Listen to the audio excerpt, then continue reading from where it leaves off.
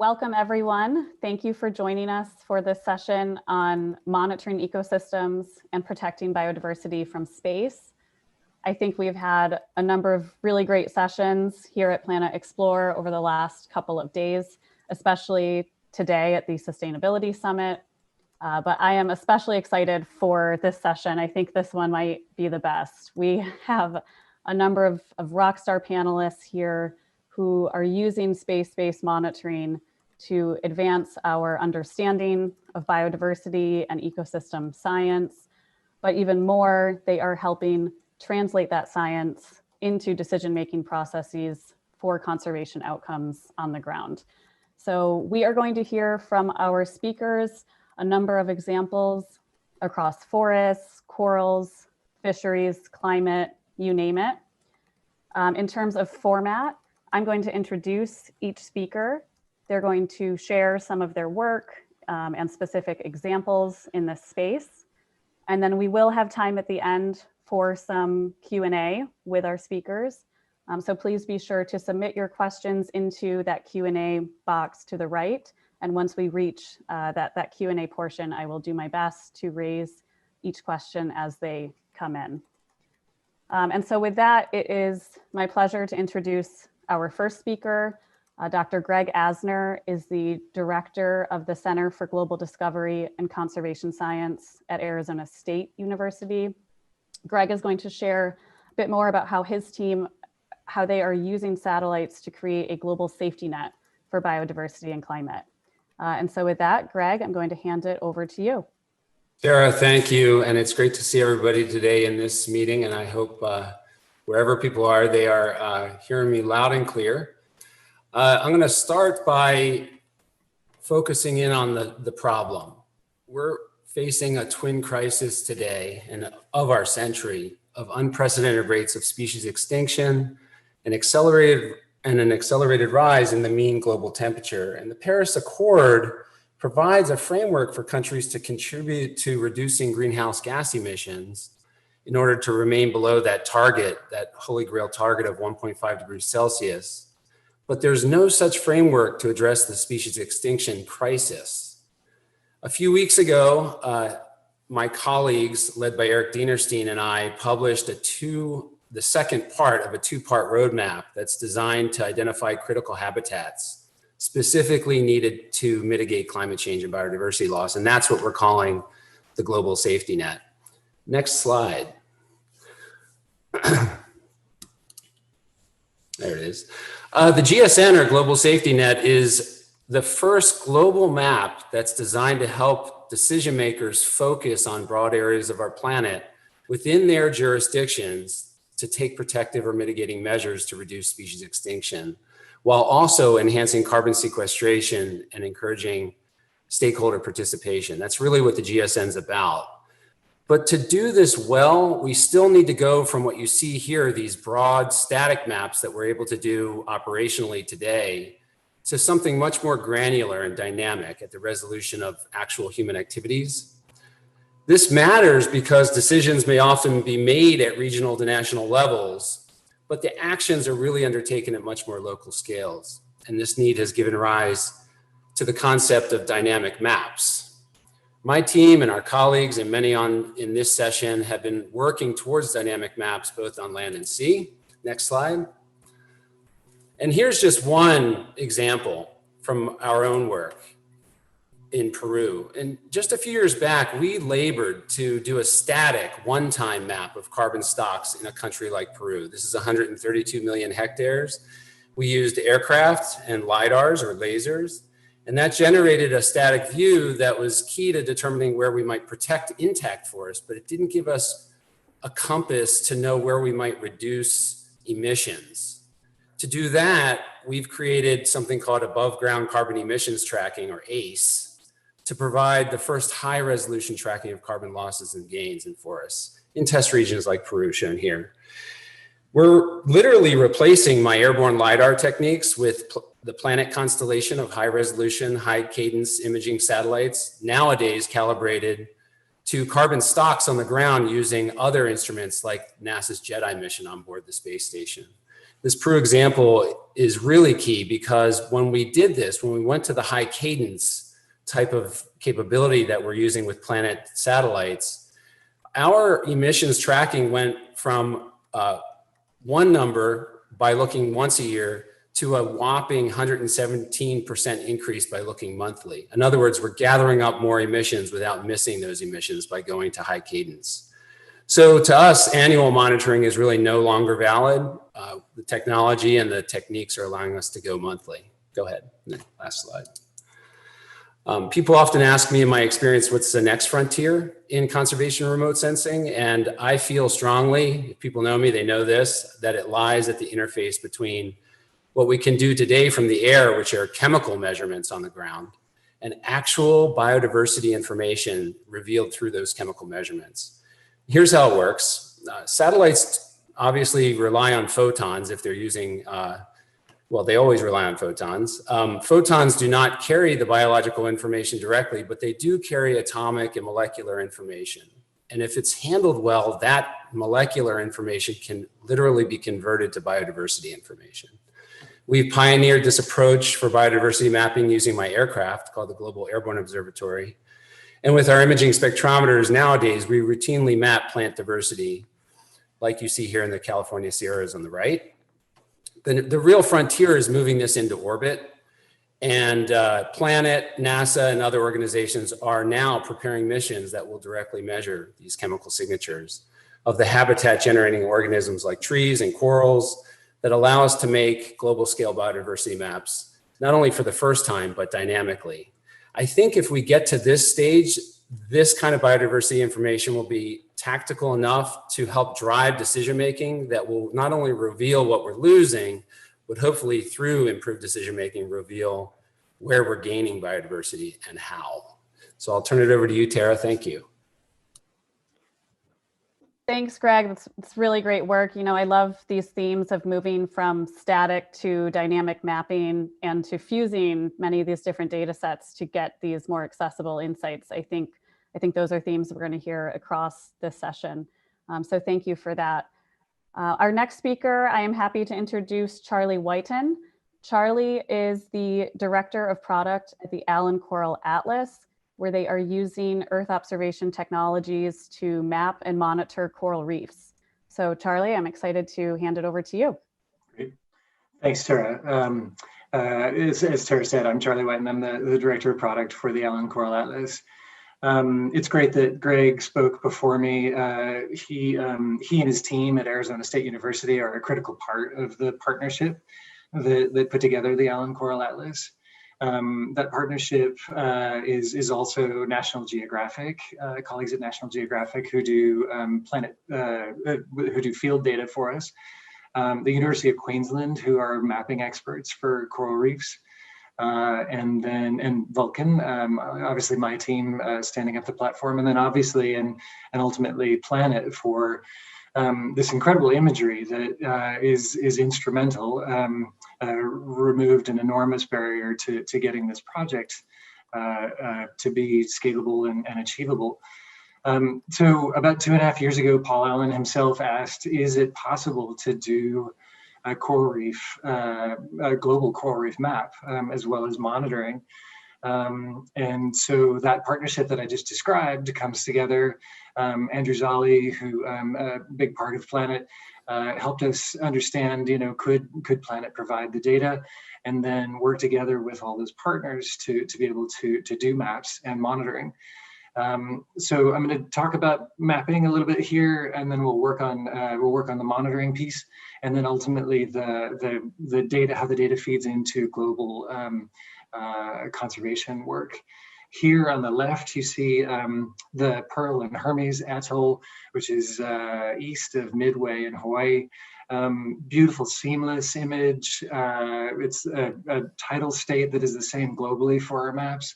Atmospheric correction, the water column is incredibly clear. All of that data comes together with great depth data, as well as some object-based referencing to give our mapping team all the data they need in order to feed into rules that have been written in Google Earth Engine to run in an automated way to be able to create maps globally for all of the world's coral reefs. So the example on the right is the map for that atoll. I've drawn an AOI on the eastern edge that shows some of the analytic data that a conservationist could use to, say, design an MPA or look for an area to do recovery or restoration. Next slide, please. So the second pillar of the project is monitoring. What we're doing here is looking at the health of the reef, and again, on a global scale. So what we need is an area to focus on. So a prediction from, say, the Coral Reef Watch product from NOAA that predicts that there could be bleaching in an area. We grab a baseline from Planet of that area that's obviously not bleaching, and then compare it on a weekly basis to a regular feed from Planet of that same area to look for specifically brightened pixels. I say brightening because it may not be bleaching, but if it's, say, a 10% brightening of that pixel or more, there's a likelihood, especially given what you know about the Coral Reef Watch prediction, that there is bleaching here. In this case, in that image on the left, you're looking at some brightened pixels over the GBR about a year ago, where we know that there was a severe bleaching incident flown over by a low aircraft, as well as verified in field. So we have a proof case here. The image on the right is a heat map of those same pixels, but zoomed out. So again, a conservation group could know where to focus their efforts on an investigation, or working with local agencies to, say, reduce fishing and tourism to aid in the recovery of those reefs. Next slide, please.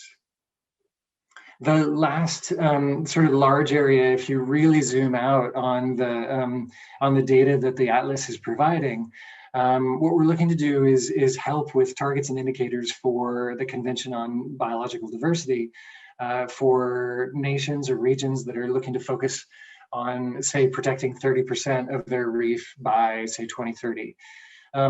In order to do that as precisely and accurately as possible, you've got to have a very accurate denominator for that calculation, for that 30% calculation.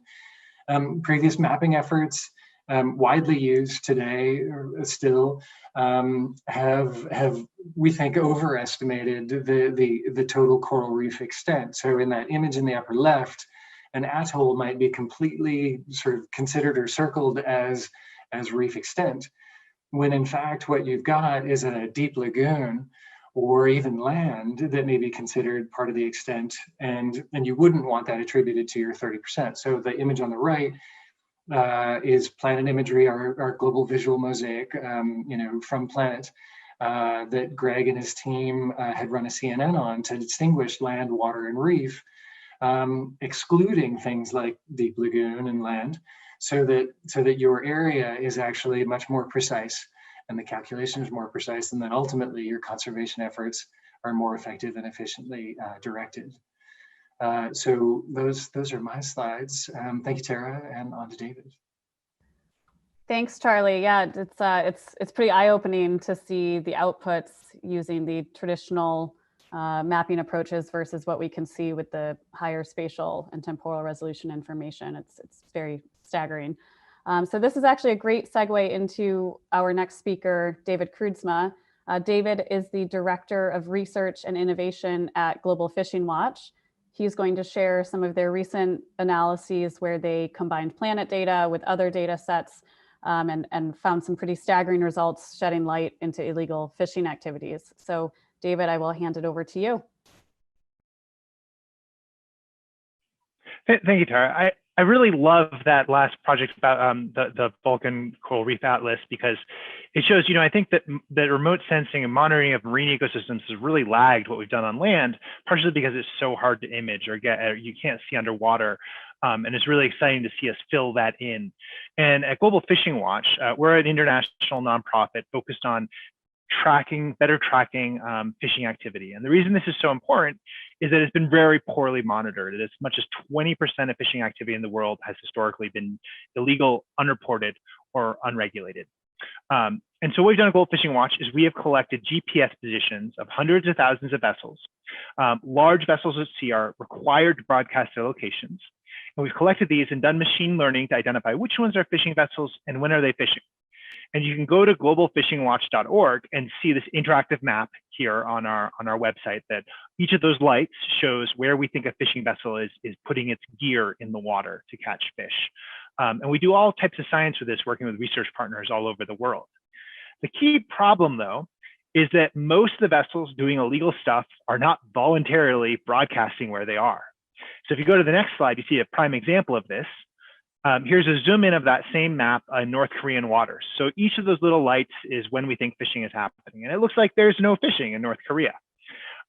Historically, China has fished extensively in these waters, but in 2017, there was a series of UN sanctions that followed some ballistic missile tests, which made it illegal for any foreign fleet to be fishing in their waters.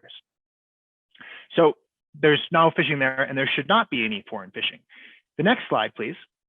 However, according to our conversations with the South Korean Coast Guard, hundreds of vessels of Chinese origin were seen traveling around the Korean Peninsula and going into North Korea. And the question is, what were they doing there? Were they fishing? And the Chinese authorities, of course, were arguing that, in our contacts, saying, no, this wasn't happening. And so, we wanted to find out what was actually happening in North Korea.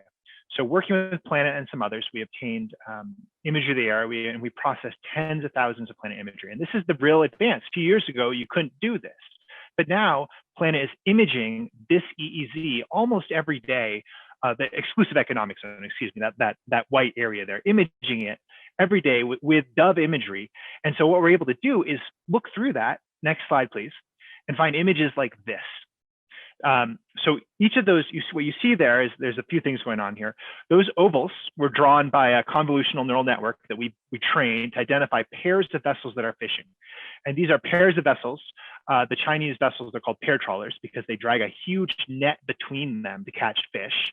It's a very powerful way of catching fish. In fact, it's even illegal in the surrounding waters in Japan and South Korea because it catches so much fish. And you can see zoomed in there, you can see actually a SkySat picture. We were able to train, we were able to task it to take a picture of where the fleet was. And a zoomed in picture, that's from the South Korean Coast Guard to see what those boats actually looked like on the water. And most of these boats are not broadcasting their GPS positions. You see up in the top right, you see actually those numbers in the top middle, excuse me, are two numbers. Those are the unique identifiers of those boats. Those two boats were broadcasting their GPS positions, and we were able to match them in this imagery to on a NASA satellite that sees bright lights at night, and a lot of vessels use these to fish. And unlike that previous one I showed you with the GPS positions, this one shows it lighting up brightly in North Korean waters and also Russian waters. And we're able to track and estimate the fleet sizes from this information. And finally, at the bottom right is a satellite radar image. The radar can see through clouds, which is nice. It's harder, but it was less frequent. And so we were able to get the same frequency. However, we were also able to count pairs of vessels this way. Next slide, please. So we put all of this together, and we're able to count the actual activity over the season. And no one's ever really done this at this scale. And that's why it was really exciting to be able to actually estimate how many vessels were fishing each day. And from that, we're able to back out the actual estimate of catch. And we published this was published in Science Advances last year, illuminating dark fishing fleets in North Korea. We estimate there are over 900 vessels fishing, violating UN sanctions, catching over $500 million worth of squid over 3 years, which was more than Japan or South Korea caught in the surrounding waters, and is a significant size compared to the entire North Korean economy. So now we're looking to take these methods global to track dark fleets all over the world so that we can really get a handle on how humans are using the ocean to catch fish in a way that we have not been able to up to today. Thanks, David. That's really fascinating work. At Planet, we often say you can't fix what you can't see, and what your team has done here, I think, is certainly helping us see something that we couldn't before. So last but not least, I am very happy to introduce Justin Huntington.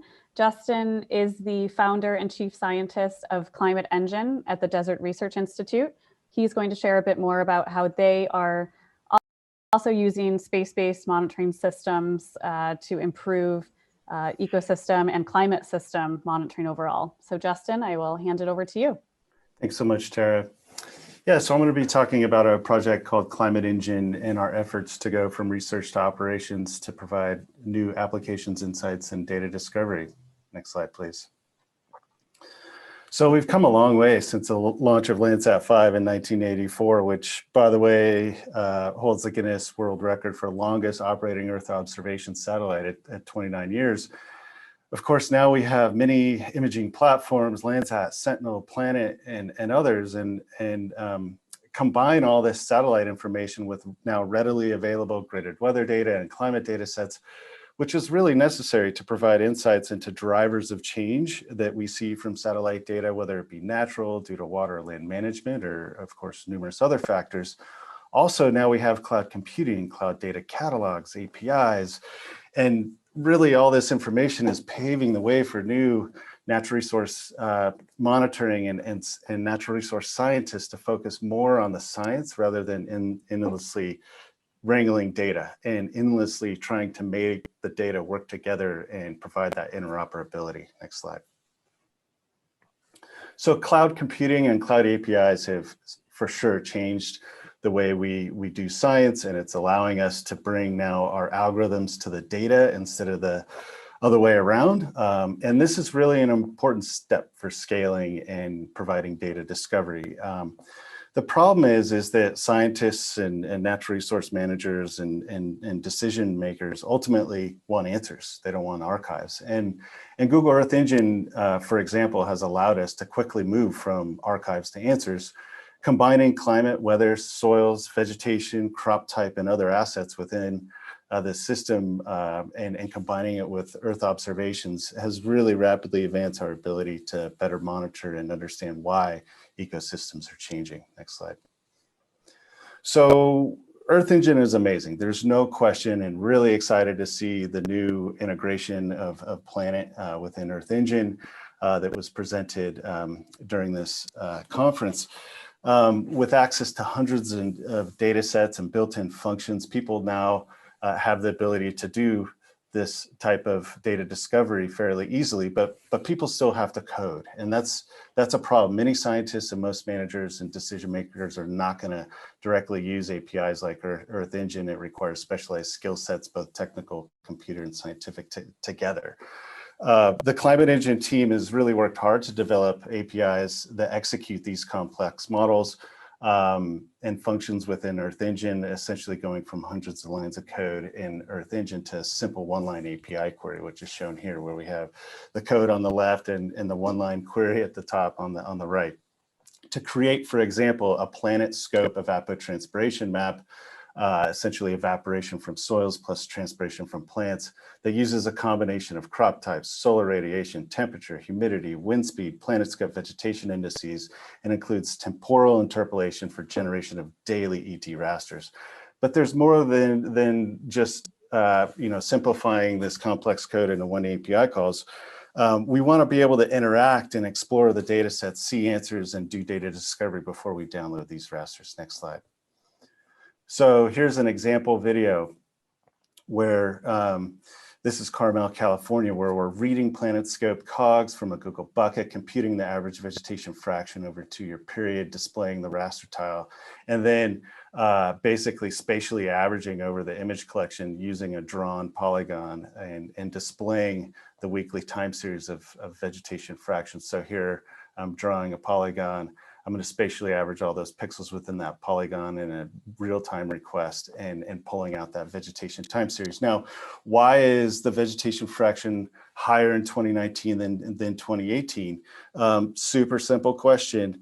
Well, let's pull out the gridded precipitation data set from the GridMat image collection and plot that and see what comes out. And what you'll see here is this is processing. I'm going to select the common date range here and pull out that daily time series. And Indeed, we had a lot more precipitation in 2019 than 2018, hence the higher vegetation fraction. So super simple example, we have the ability to access lots of different data sets together, including Landsat, Sentinel, MODIS, GOES, and Planet, climate data sets, GridMap, Meritu, ERA5, and a lot of different functions and indices like vegetation, water, fire, drought indices, and statistics like min, median, max, min. Sorry, I said that, anomalies, and then trends and trend tests. Next slide.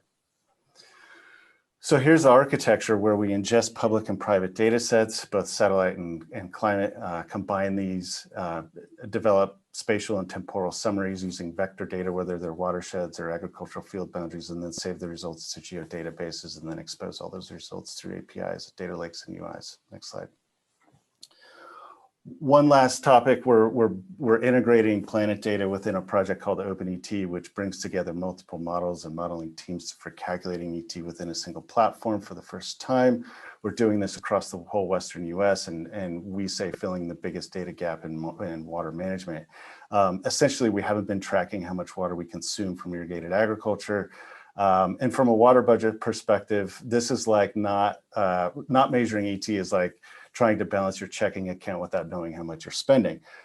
So here's an example, next slide, where we're evaluating satellite-based ET using in situ ET data for a field, alfalfa field in Southeast Oregon, where we're using PlanetScope to estimate ET.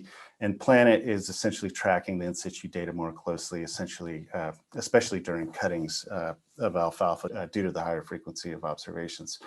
So with the new fused products that Planet's producing between Planet, Landsat, and Sentinel, we're really excited about that. It will be extremely valuable for us for estimating ET in areas where we have frequent cloud cover, and also for use cases where near real-time ET is needed, such as for irrigation scheduling and agricultural decision support. Next slide. So in summary, if the data can't work together, the scientists can't either. Toolkits like Climate Engine that allow data sets and scientists to easily work together is a reality, and we aren't the only group doing this kind of work. We're finally getting this information in the hands of decision makers. It's a tough, it requires a lot of stakeholder engagement and outreach, and I feel like that's a real challenge for all of us. We're really excited to integrate Planet data within the project, both Climate Engine and OpenET platforms. I think it's truly going to provide new, amazing insights and data discovery. Thanks so much. Thanks, Justin. Yeah, I love this theme of sort of a common, operating and improved insights for multiple stakeholders to operate from. And it's really quite staggering to see not only the improvements in these measurements, but the scale at which you all are now able to get them, which is really great. So I opened the session by saying I thought this would be one of the best sessions at Explore. I think our speakers and these examples did not disappoint. And fortunately, we do have time for some Q&A from participants. So please, if you're listening, please feel free to submit the questions into the box either below or to the right of your screen. I think while I pull those up, I'm going to go ahead and kick us off. Because one thing that's been on my mind, I think throughout this session, again, it's amazing to see these improvements in our understanding of biodiversity and ecosystem science. But something I heard from each of you as well is there's also been these vast improvements in actually informing decision support systems. So, I'm curious, I'd love to hear from each of you, whose behavior are we trying to change and how? Where do you see success or challenges right now in actually translating these improved insights into action for decision makers?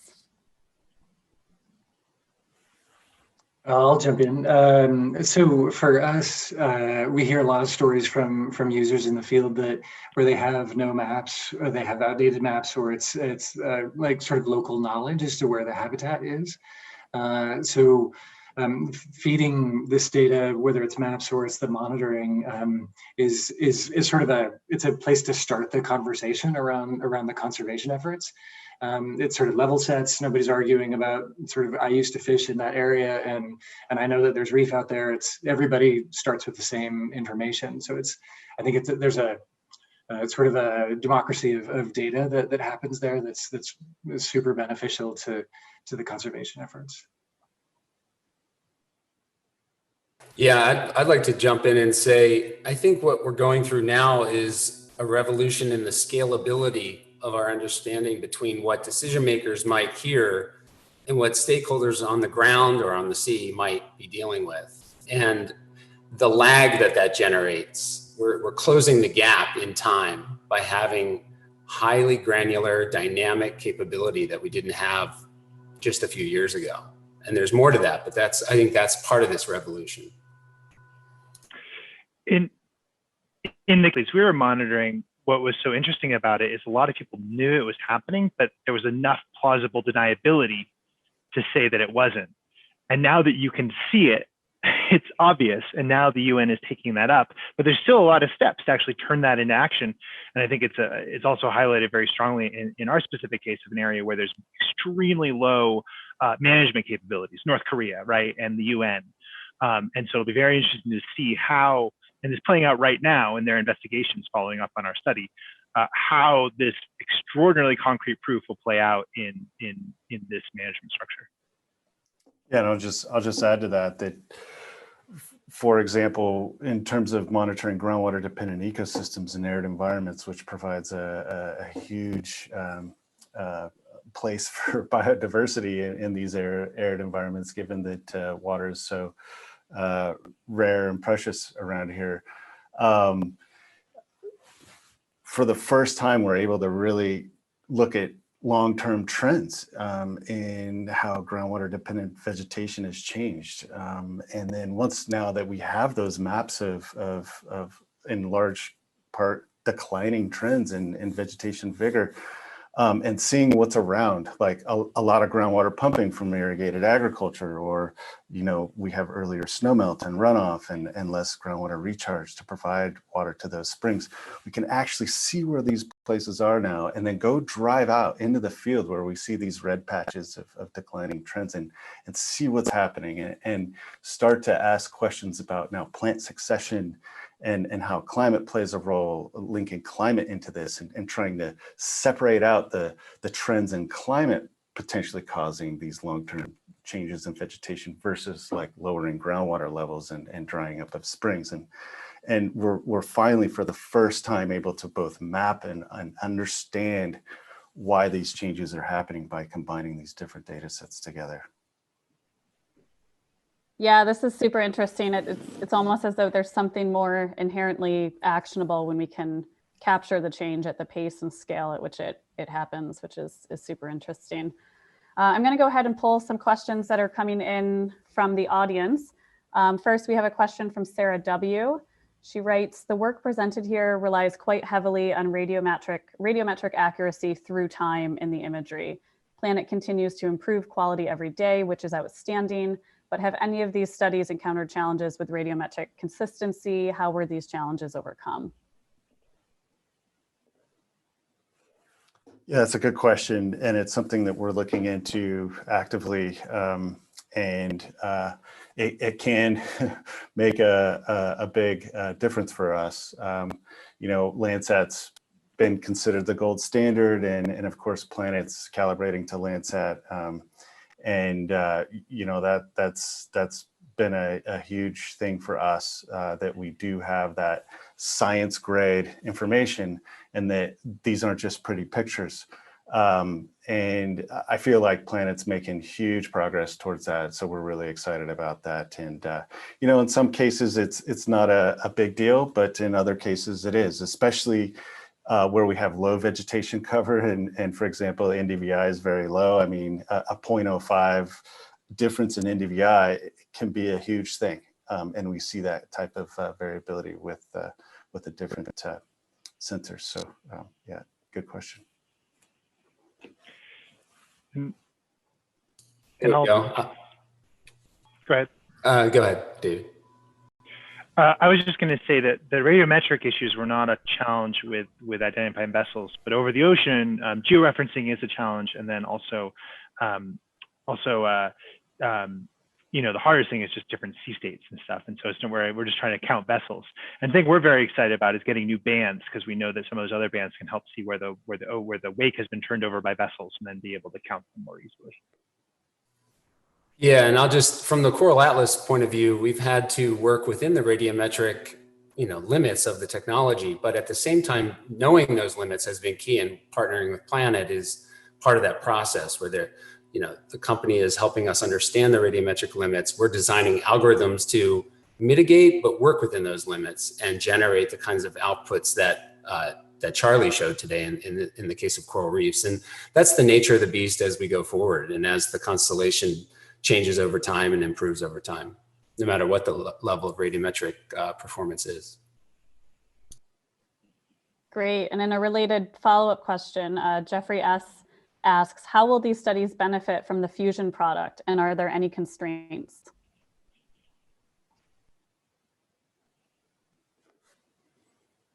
From our perspective, almost all of our studies will benefit from the Fusion products, both from the radiometric side and also the temporal frequency side. Same here for forest carbon. Nothing sees carbon directly, so it's a matter of fusion and narrowing the controls over forest carbon stocks as observed. And Planet gives us a critical time and structural component to the data, to the information stream, and lasers like NASA's JEDI help us calibrate that and integrate. So that's just the nature of the beast. I don't really see any of this moving forward without fusion. And the limitation of the ocean is just what is actually imaged. There's not as much imagery, and so you have a lot less to fuse. But the Sentinel-2 imagery is extremely useful, covering all the coastlines. Unfortunately, most human activity is close to the coastlines, and that's where you have little bits of imagery. So that's a real limiting factor. I think for us, it's maybe still a little bit unclear how we might leverage it exactly.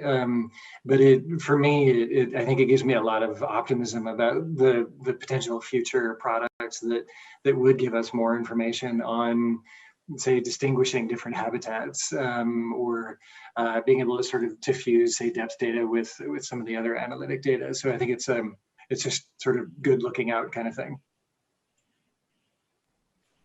Yeah, makes sense. So we have an interesting question getting back towards behavior change and driving behavior change.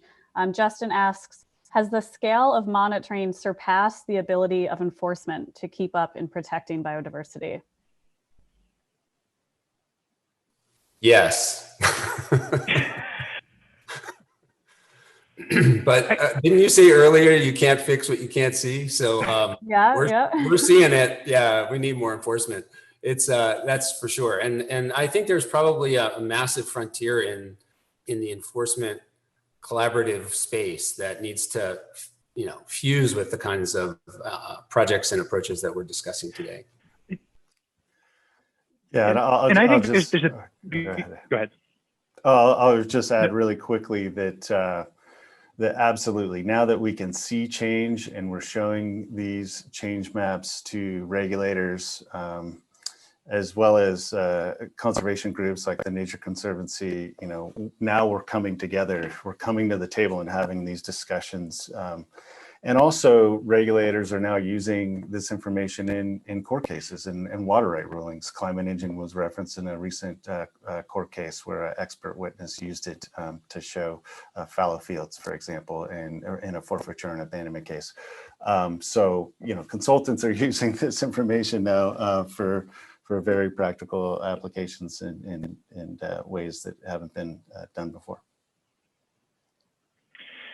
And more broadly, I do think that this huge tsunami of data requires almost new institutions for management. I think this is especially the case in fisheries.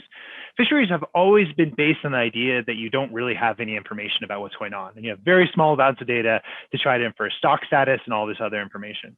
And now when you can suddenly count every boat, that changes things quite a bit. You can think about this in terms of, and right now we're trying to work with our research partners to really think through what that means. You can think about little things such as, it's now cheaper to be able to just have everyone show that they're compliant with their GPS positions, uploading their stuff to data, than having a patrol boat out there they're patrolling. And so what does that mean for how we manage these fisheries going forward? And it's actually a really fascinating research question. And it's exciting that we can think about it, but we do need to figure out those institutions. I might throw in just really quickly. We talk about designing marine protected areas as one of our strongest use cases for our product. But once you've designed it, and even if you've got it enacted, who's going to keep an eye on it right after that and enforce? So it's a big question mark. Certainly, we do have probably more data, unmonitored data than we know what to do with. Yeah, and we have a good follow-up question actually, and I think I heard a bit of it in some of your answers, but Eric asks, how important is it to have this data and these tools in the hands of local technicians? Would that potentially further impact decision-making on the ground? Yeah, whether it's forests or coral reefs, the decision-making might happen at some broader scale, but the activity is at the local scale, hectares or acres or square meters. It has to be highly granular. That's what I mean by that term, so that it's scalable, meaning people can operate on the same data that the decision makers are operating on locally versus regionally or nationally or globally. I think Greg's colleagues told me about a year ago, locally managed marine areas are far more effective than some sort of regional or national enactment to protect an area. So I think they're definitely more effective. And I'll just add one quick thing that the challenge there is to provide the ability for technicians to be able to use this information. And do that engagement outreach to show folks what exists and what's possible. And I think that's what was nice about Climate Engine. The same thing we're seeing is like, we produce all this data, you want to give it to someone, but what's the right format? We can't just give them CSV files or GeoTIFFs. It's not going to work. And so there's a lot of work on, especially we're trying to figure out now for the engagement for those end users, people managing marine protected areas, what of our stuff will they actually use in what format? That's actually a whole nother can of work that needs to be done. Great. Okay, well, we just have a couple minutes left, so I will end on one last one from the audience. This is kind of a fun one from Andrew. What is the one data set you wished you had? Is there any hypothetical data set that would drastically accelerate your impact in this space? That one's easy for me. We need to be able to distinguish coral from algae, live coral. So that's, hopefully next generation of satellites. Thermal data on planet. Chemical data that carry the biodiversity information. More bands. Awesome. It's a data hungry bunch over here. So awesome. Well, I think that is just about all of the time that we have for this session. I want to thank everyone for tuning in. I know there was a lot of great discussion within the session itself. And I want to thank our speakers both for joining us and for this important work out in the field. So with that, please enjoy the rest of our sessions today at the Sustainability Day of Planet Explorer, and we look forward to following up. Thanks, Tara. Thanks so much. Thanks, Tara. Thanks, everybody. Thank you.